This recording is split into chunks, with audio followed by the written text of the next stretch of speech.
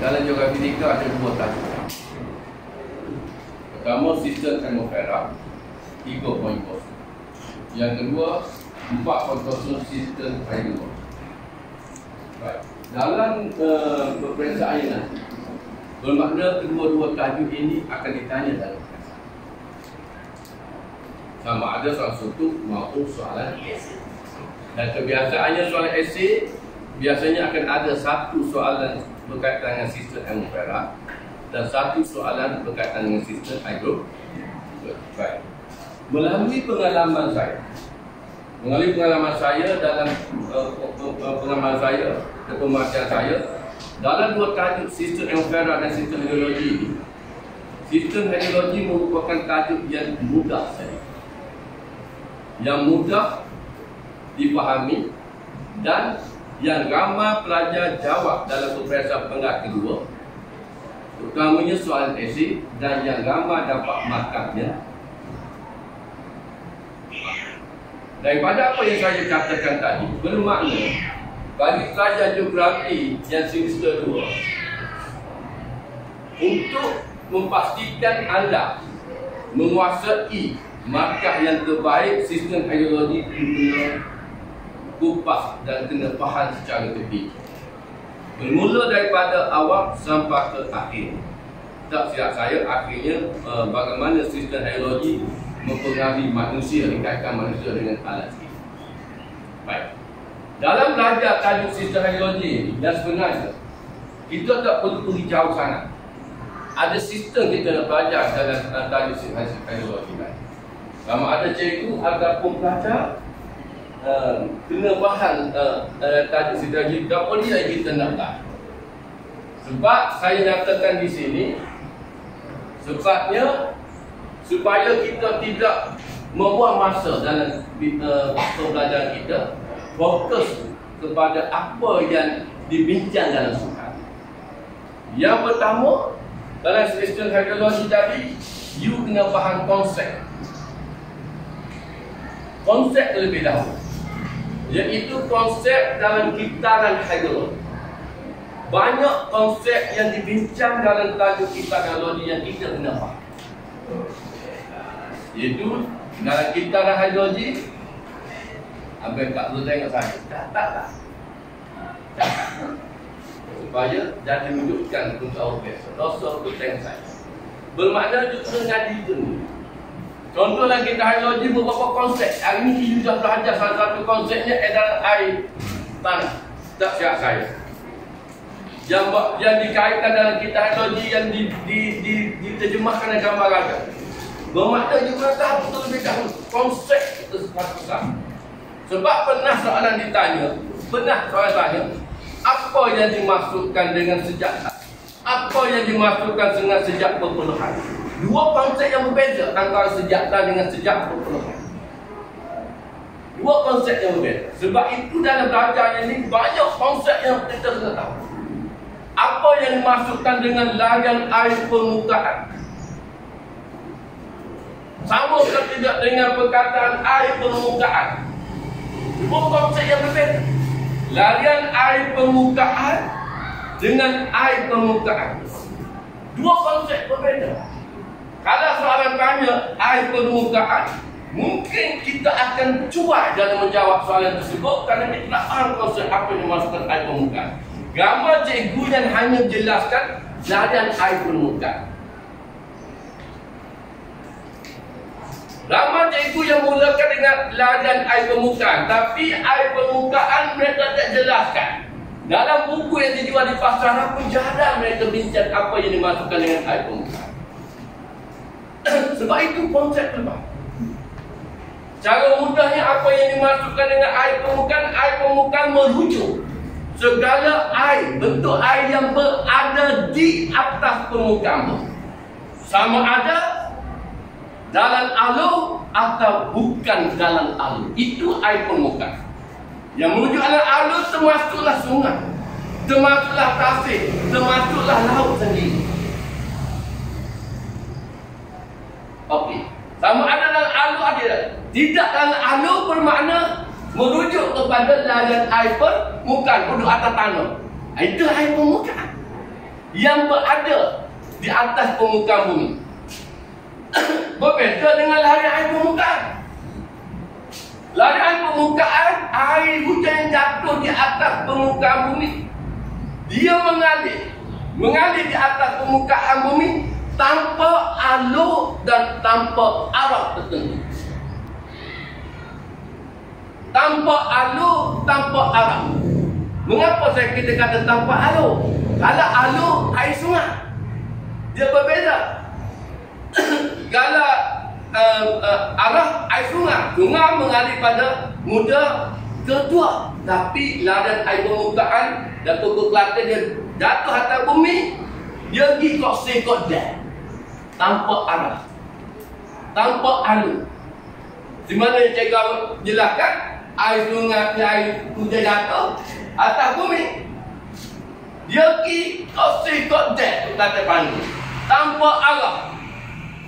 Mungkin mengalir ke kiri, mungkin mengalir ke kanan, mungkin mengalir ke depan, mungkin jatuh mengalir ke belakang pun mungkin.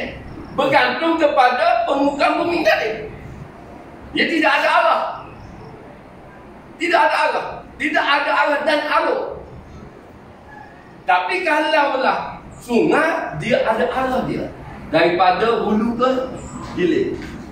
Dan sungai dia ada alurnya. Okey, baik.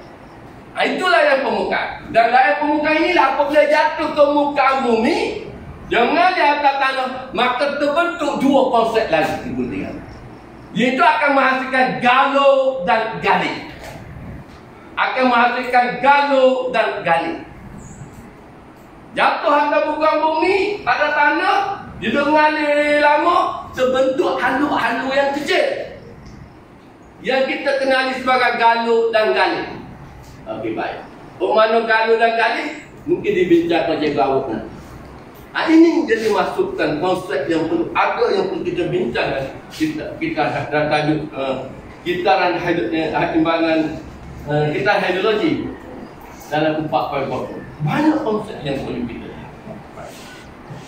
Selepas ini, dalam ini Boji kena bincang berkaitan dengan proses. Hari ini Cikgu Tim bincang berkaitan dengan proses air tanah dan air bawah tanah. Boji kena tahu. Contoh katakanlah proses sejatan bagaimana. Contohnya proses penguapan bagaimana. Pernah soalan tanya. Dia nak tanya proses. Dah ulang sekali lagi. Dia nak tanya proses, nak uji belajar proses. Tetapi soalan berbunyi sedemikian para pelajar. Dia nyatakan, bincangkan proses-proses yang berlaku secara menegak dalam kitaran hidrologi. Saling apa? Jangan tengok saya. Saya tak comel suci fikir awak. Saling soalan saya. Saling soalan saya. Tak perlu tengok saya. Soalan pernah tanya kita, dia tanya bincangkan proses-proses yang berlaku secara menegak dalam kitaran hidrologi. Soalan ini nak bincang proses ini. Sebab saya kata yang kedua penting proses. Yang secara menegak dan kitaran hidrologi ini yang mana? Dia ada dua, menegak dan mendatar. Soalan ini famous ditanya. Kadang-kadang secara menegak, kadang-kadang secara mendatar. Yang nak uji soalan ini dua perkara, iaitu nak uji konsep, nak uji prosesnya. Sebab itu kata yang kedua perlu tahu membincangkan proses. Bagaimana proses sejatan, bagaimana proses terpasan, bagaimana proses larian permukaan, bagaimana proses perpuluhan, bagaimana proses serapan air dan tanah. Maka kan tahu ayat. Soalan tadi bermakna dan gambar aja kitaran hidrologi ini. Tengok mana menegak. Kalau menegak lagu ni sama ada daripada bawah ke atas atau atas ke bawah, maka proses ini dipanggil proses menegak. Yang pertama contoh, you belajar yang pertama di sini, iaitu yang pertama daripada atas ke bawah sudah pasti proses jejak berpuluhan. sejak teman-teman. Proses sejata. Yang pertama, proses sejata. Yang kedua, pada pokok proses perpeluhan. Sebab itulah dalam jawapan nanti jangan bodoh. Kita buat sejak perpeluhan. Dua lagu. Tapi jawab lagu bila huruf, awak cerita berkaitan sejata. Sejak proses berbeza dengan perpeluhan. Bermakna dalam jawapan kita, kalau soalan tanya proses menegak, ada dua sini. Sejak satu, yang kedua perpeluhan. Tapi calon kita jawab sejak perpeluhan. Maka huruf dia huruf sejata. Maka dapat satu isi saja. Patut dapat 4 markah. Mungkin dia dapat 2 atau 3 markah. Kenapa? Sebab dia tak faham konsep citaran hidrogen sebenarnya. Dua dah ni. Kalau 10 markah, kita nak 3 lagi contohnya. Contohnya. Nak 3 lagi. Yang punya itu proses terpasang. Itu hujan. Yang keduanya iaitu proses penyerapan air dalam tanah atau dikenali sebagai proses infiltrasi. Maka ini yang kita sebab saya kata tahu prosesnya bagaimana.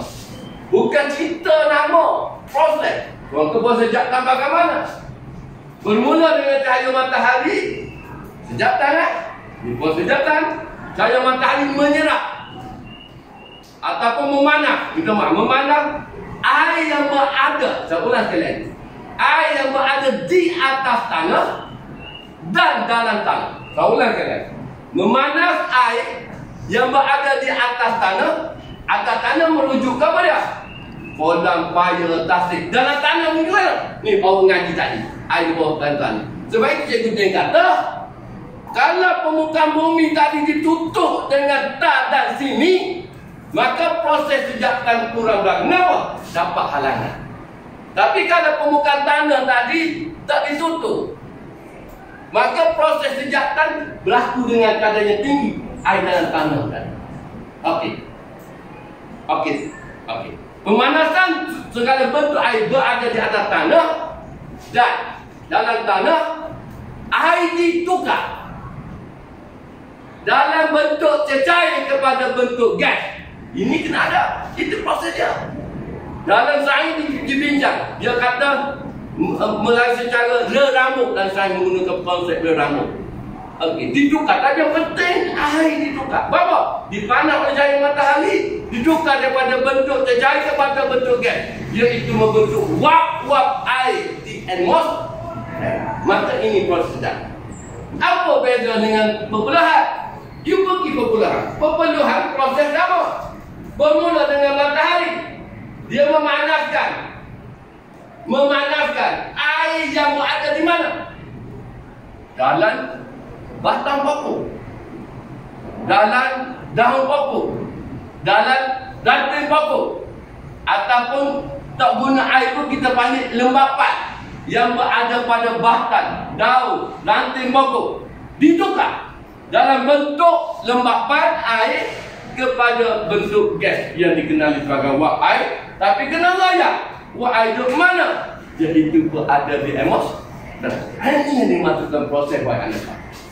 Kalau you cerita lagu ni, ramai kita terima jawapan pajak, air ditukar, sejatan air ditukar daripada bentuk cecair pada bentuk gas. Tak, itu bukan proses. Itu bukan proses wap air. Dia kena ada satu proses pemanasan cahaya matahari. Ini proses wap air. Kalau you kata air ditukar pada bentuk gas, bentuk cecair bentuk gas, itu hanya nak royak, itu sejatan saja, bukan proses sedang. Sebab itu saya kata proses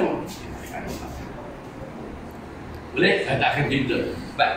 Yang ketiga, dalam belajar tajuk ini, kita kena faham faktor yang mempengaruhi setiap proses. Faktor yang mempengaruhi setiap konsep yang kita bahas. Okey, baik. Contoh, kita belajar tadi sejatan. Okey, baik. Apa faktor yang mempengaruhi proses sejatan? Maka kita pun belajar, kena tahu apa faktor yang mempengaruhi. Pertama, contoh paling mudah, sebab apabila you tahu proses sejatan tadi bermula dengan cahaya matahari, berlaku pada air, maka fikir. Faktor bagaimana? Bermakna wajib. Faktor pertama merujuk kepada cahaya matahari. Sejatan hanya berlaku dengan kadar yang tinggi di kawasan yang mempunyai pancaran cahaya matahari. Bermakna sebab itulah di kawasan tropikal lembah kita menemui cahaya matahari sepanjang tahun. Proses sejatan amat tinggi. Sebab itulah kekerapan hujan di kawasan tropikal lembah amat tinggi. Sebab dikaitkan dengan uap air, dikaitkan dengan proses pengeluapan dan juga bentuknya kelepasan dan akar hujan. Yang kedua, sejatan merujuk kepada air. Air di permukaan bumi. Kalau air di permukaan bumi sedikit, bagaimana sejatannya? Kurang. Baik. Apabila you all tahu berkaitan dengan faktor tadi, step belajar contoh mudah. You pergi selalu. Habis kena tahu, iaitu yang keempat, mudah, cikgu, atau pelajar. Mudah. Pergi selalu. Sebab soalan mungkin dikaitkan dengan perkara ini, iaitu aktiviti manusia yang mempengaruhi proses tadi. Jangan tinggal tahu ni. Sebab apabila you mengaji faktor, contoh tadi kita nampak sejatan contohnya. Okey, you nampak salah satunya faktor sejatan air di permukaan bumi. Air di permukaan bumi. Maka kalau you belajar aktiviti tumbuh, maka you akan tengok bagaimana manusia boleh mempengaruhi atas peranan manusia, aktiviti manusia yang boleh, saya ulangkan lagi, yang boleh mengurangkan kandungan air di permukaan bumi atau menambah kandungan air di permukaan bumi. Maka you nampak apa aktivitinya. Sebab itu minta guru dan pelajar, dia belajar mengikut step ini. Maka yang kenapa? Tadi cikgu bincang faktor yang mempengaruhi sejatan air di permukaan bumi. Betul tak? Air banyak, sejatan tinggi. Air sedikit, sejatan rendah. Baik. Maka kita pergi kepada ini akan dikait wahai pelajar. Aktiviti manusia dia akan kait nanti dengan apa yang you belajar di sini nanti Pak. Sebab itu kita kena ingat konsep aktiviti manusia ada berapa. Dan di sini apa? Aktiviti manusia yang mempengaruhi sejatan. Apa dia? Oh, mesti tak cikgu lah berkaitan dengan air. Jadi aktiviti apa dia? Pertama, apa aktiviti manusia yang mengurangkan lidupan air di permukaan bumi? Apa aktiviti manusia? Salah satunya. Okey, pembangunan. Bagaimana pembangunan boleh mengurangkan lidupan air di permukaan bumi tadi?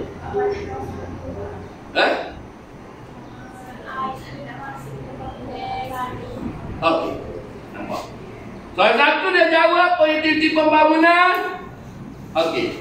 Banyak kawasan berturak. Betul tak? Bermakna proses sejatan pada air bawah tanah dan tanah kurang berlaku kerana terdapat hak halangan. Okey, satu. Nampak tak? Lagi. Kemudian lagi. Berlaku di UKM. Cikgu Saudi yang belajar di sana. Permukaan alam sudah berubah. Uniti Kebangsaan Malaysia, tempat cikgu anda belajar di sana. Apa yang berlaku sebenarnya? Dikaitkan juga dengan pembangunan, pembinaan rumah, bangunan. Apa yang berlaku? Ada satu perkataan yang boleh digunakan, iaitu tembus guna kawasan Lombok. Kawasan Lombok ditimbus dengan tanah. Kawasan Kolan ditimbus dengan tanah. Dibina pembangunan, menyebabkan sumber air di permukaan bumi kekurangan, sejatan akan itu. Apabila you mengaji lah, kalau you tinggal sini jauh, you tak akan nampak. Kalau kita nak belajar ni. Lepas itu, pergi lagi. Tak cukup dalam geografi. You kena kait konsep ini dengan ini nanti. Iaitu yang keempat, yang kelima, berkaitan dengan alas kita, mempengaruhi konsep yang kita bincang tadi. Sebab mengapa? Kita takut nanti dengan soalan. Soalan mungkin bertanya demikian. Sejauh mana aktiviti manusia mempengaruhi? Ulang kali. Sejauh manakah aktiviti manusia mempengaruhi proses sejak perpuluhan?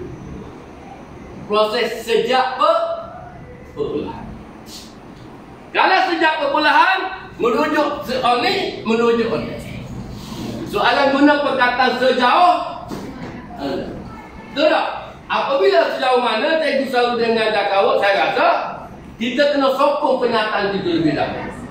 Apabila kita sokong satu langkah, kita menyokong pernyataan tadi.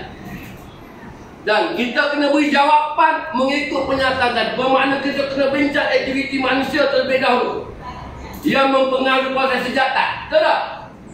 Lepas itu, selain daripada itu, kita kena nyatakan faktor lain yang mempengaruhi proses sejahteraan. Maka faktor sekitar ni, ketebalan litupan kawasan hutan belantara, faham? Berkaitan dengan kecerunan permukaan bumi. Maka ini yang perlu dibincang dan belajar. Tak kira apa konsep kaji hari ini, you belajar berkaitan dengan air bawah tanah, sama lah. Sama. Sebab mungkin dia belajar ini ada air bawah tanah, soalan kita hanya sedemikian rupa buat anda belajar.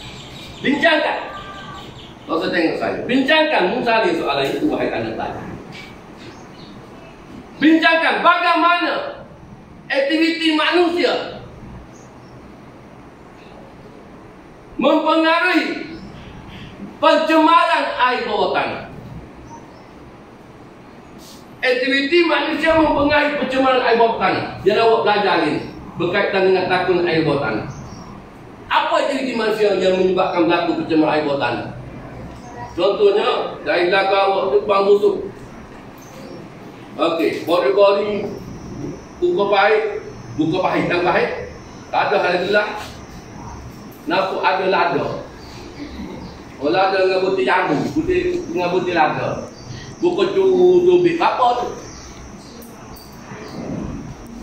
Mari mana butir lada? You buka pahit, sebabnya rumah you guna air telaga ke?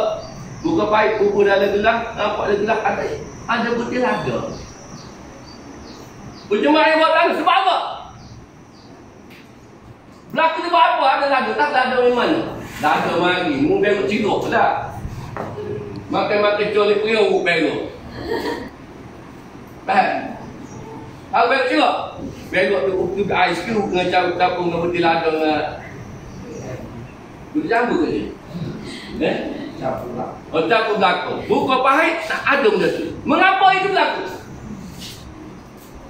Dikaitkan dengan kebocoran tangki najis. Tangki najis. Ini yang dia baca. Maka sebab saya kata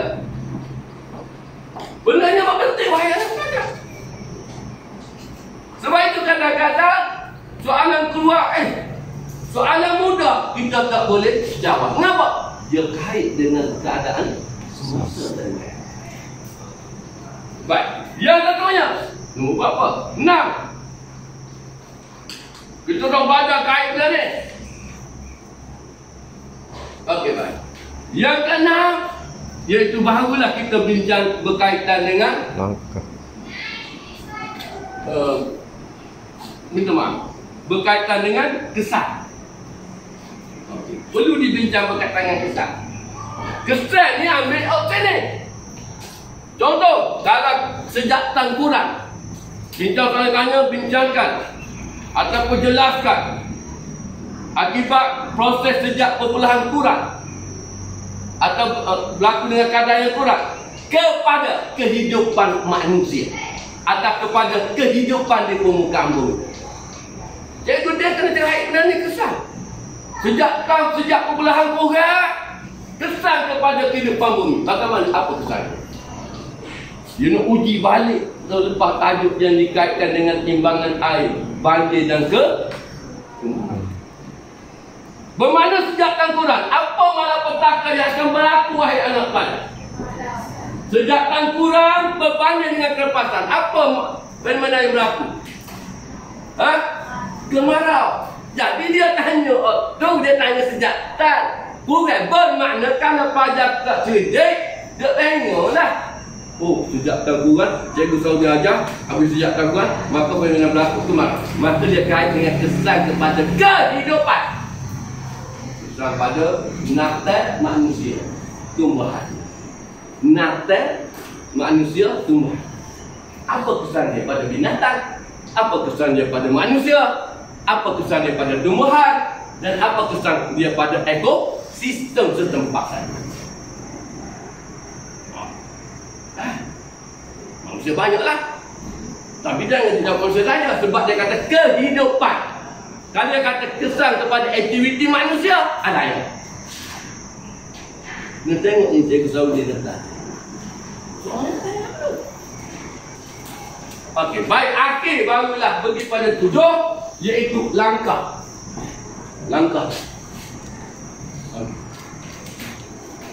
Langkah untuk, contohnya bagaimana langkah yang kita laksanakan untuk pastikan sejak perpelahan tadi berlaku, ataupun langkah yang diambil untuk memastikan, soalan lain. Jelaskan, bincangkan langkah yang diambil untuk memastikan berlaku keseimbangan kitaran hidrologi. Yang dimaksudkan keseimbangan kitaran hidrologi tadi bermakna kitaran tadi berlaku secara normal, hujan berlaku, panas pun ada, tidak kata hujan berpanjangan, tidak kata kemarau berpanjangan. Maka contohnya iaitu mengekalkan hutan sifat, sebenarnya saya kata mengurangkan kadar penutupan bumi. Contoh ada, okey, memperbesarkan alur sungai contohnya. Okey, baik. Jadi ini yang perlu kita belajar dalam tabik ini, mengikut step ini, baik anak pelajar dan mahasiswa. Baru kita tak lari. Baik. Dan tak mustahil. Nanti soalan dia akan tanya. Okey, baik. Dalam terbanyak-banyak ni, konsep ni amat penting. Mungkin banyak perlu dibicara. Yang pertama, iaitu proses larian air permukaan. Yang kedua, iaitu proses infiltrasi serap air dan air dan tanah. Jangan menegak air hujan jatuh, sebahagian mengalir atas bumi, sebahagian masuk dalam tanah. Ini dipanggil proses infiltrasi atas serapan air dan tanah. Dua. Yang ketiga, yang satu konsep yang besar yang perlu dilihat, iaitu takungan air bawah tanah. Tak usah benda ini kita. Baik. Dan dalam 3 saya bincang tadi, soalan tak mustahil ditanya kena bentuk perbezaan. Okey, 2 konsep yang boleh ditanya dalam bentuk perbezaan, iaitu soalan berbunyi sedemikian rupa. Jelaskan perbezaan proses yang berlaku di antara proses larian air permukaan dengan proses infiltrasi.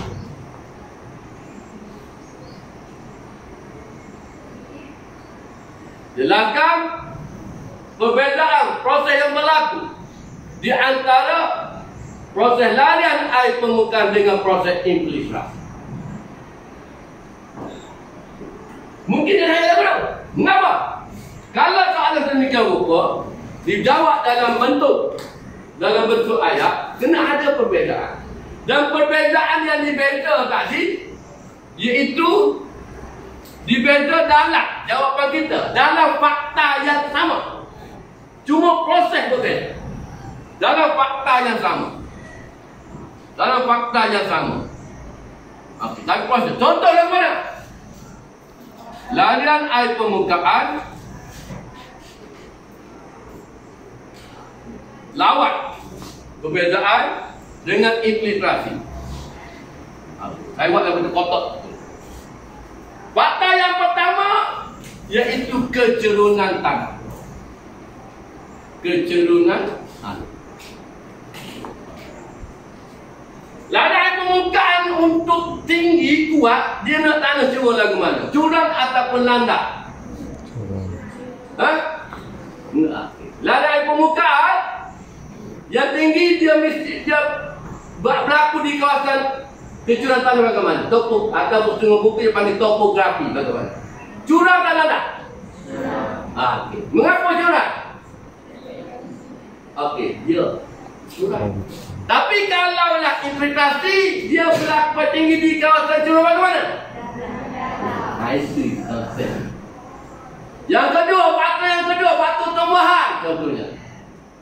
Faktor yang ketiga, struktur tanah bagaimana? Kalau tanah rapat lagu mana? Berserak ke dah. Itu yang dimasukkan. Dibincang dalam fakta yang sama. Tapi prosesnya berbeza. Okey. Tak mustahil ditanya sedemikian buku dalam soalan kita ini. Okey. Dan barulah soalan umum perlu diceritakan yang berkaitan dengan air, soalan umum. Sebab dalam geografi juga dia lebih gemar mengumumkan dikaitkan dengan apa yang kita belajar dengan alas kita yang sebenar. Contohnya manusia dengan pencemaran air. Betul tak? Okey, manusia iaitu kemarau dengan manusia bagaimana? Kemarau dengan kehidupan bagaimana Cikgu Sarudin? Bincang benda ini. Banjir dengan manusia bagaimana? Banjir dengan alas kita bagaimana? Sebab last kali kita akan belajar berkaitan dengan imbangan hidro ataupun konsep yang dipanggil ketidakseimbangan hidrologi. Yang dimasukkan ketidakseimbangan hidrologi boleh berlaku dua. Yang pertama, mungkin sejatan lebih tinggi daripada kelepasan, bermakna kemarau. Yang kedua, ketidakseimbangan keduanya iaitu kelepasan lebih tinggi daripada sejatan, berlakunya banjir. Okey, baik. Maka ini konsep ketidakseimbangan. Cerita pemuka. Sekadar berlaku hujan, banjir 2-3 hari itu normal lah. Makin normal. Baik. You akan tengok nanti. Fenomena yang terkini berlaku iaitu banjir kilat yang berlaku di Shah Alam bawah. Ini perlu dilihat Cikgu. Apa puncanya? Apa bezanya banjir di Shah Alam dengan banjir yang berlaku pada hujung tahun tadi di Kelantan dan Pantai Timur? Shah Alam yang berlaku baru ini adalah banjir kilat. Yang berlaku di Kelantan sebelum ini adalah banjir meluap. Kita kenal ini banjir meluap yang disebabkan oleh tiupan angin bosong. Shah Alam baru ini banjir kilat. Yang dimasukkan banjir kilat ini wahai bapak, itu merujuk kepada hujan. Saya ulangkan lagi. Jangan tengok saya. Tapi dengan apa yang dimasukkan banjir kilat wahai? Hujan yang lebat dan tinggi dalam masa yang singkat. Tinggi, hujan lebat dan tinggi dalam masa yang singkat tidak mampu diserap oleh permukaan tanah. Tak mampu diserap oleh permukaan tanah. Baik, maksudnya di Shah Alam ni baru ni pelajar dia hujan hanya 2 hari saja ataupun 1 hari, tapi lebat. Kadar hujan dia menyamai dengan kadar hujan 1 tahun di Malaysia. Kalau tahun Malaysia katakan kubik hujan katakanlah 1000 ms, Hujan pada masa tu lebih kurang 500 tu luar pada masa tu hari. Banyak lebar. Yang patutnya 1,500 ni dah 3-4 bulan hujan je sini. Kita berlaku kemana je sini. Tapi yang berlaku di Shah Alam, hujannya tinggi dalam masa yang singkat. Sebab ada perkataan masa yang singkat. Tak tepat lagi. Tidak mampu diserap oleh permukaan laut. Bila tak mampu diserap permukaan laut, dia bertakun di atas permukaan bumi. Takut tadi maka baku yang balik. Faham maksud saya? Ini dia maksud. Bapa tak bertakun dalam permukaan bumi. Dikatakan macam dia ada tadi. Kalau dia dulu pokok tak ada. Okey, Pak. Awak akan tanya lagi. Mengapa hujan yang cepat berlaku di bawah lumpur? Okey, Pak. Di bandar-bandar besar ini, kekerapan hujan berlaku dengan kadar ini. Kerak ni acak kali orang panggil. Kenapa? Sebab di bandar-bandar utama, salah satu faktornya itu pencemaran udara. Apabila udara tercemar dengan habuk dan debu, udara tercemar habuk dan debu banyak di ruang udara. Jadi panggilan istilah nucleus hygroscopic. Nucleus hygroscopic.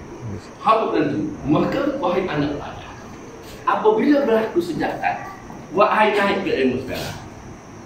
Apabila wahai naik ke atmosfera, sebab banyak hygroscopic tadi, habuk dan debu, gas, maka wahai akan melekat pada mereka, pada habuk dan debu tadi. Dia tak ada naik ke atas. Tak ada dibawa oleh angin ke kawasan lain. Tak sempat. Sebab dia termelekat. Berat saja. Dia melekat. Apabila melekat, dia berat.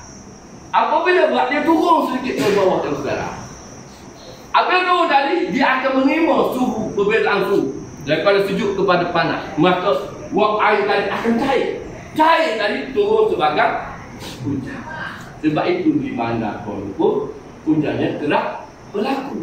Tapi air hujan yang tidak berkuat licin. Mengapa? Sebab bercampur dengan gas dan bercampur dengan pencemaran. Maka inilah pula dikaitkan dengan hujan. Airnya nanti. You faham benda ni? You dapat bayangkan. Dan inilah cara ringkas saya mampu dijelaskan dalam masa yang dulu. Ada yang tanya soal sebelum untuk lebih minai betul. Fikir kat sini belajar sebab mengajar. Ada? Faham? Boleh jaga dia? Boleh? Boleh. Boleh? Kau tak baik? Okey, jadi itu saja kuliah kita pada hari ini. Assalamualaikum warahmatullahi wabarakatuh. Terima kasih cikgu di buat saya kongsi ilmu geografi fisika untuk pengajian. Terima kasih.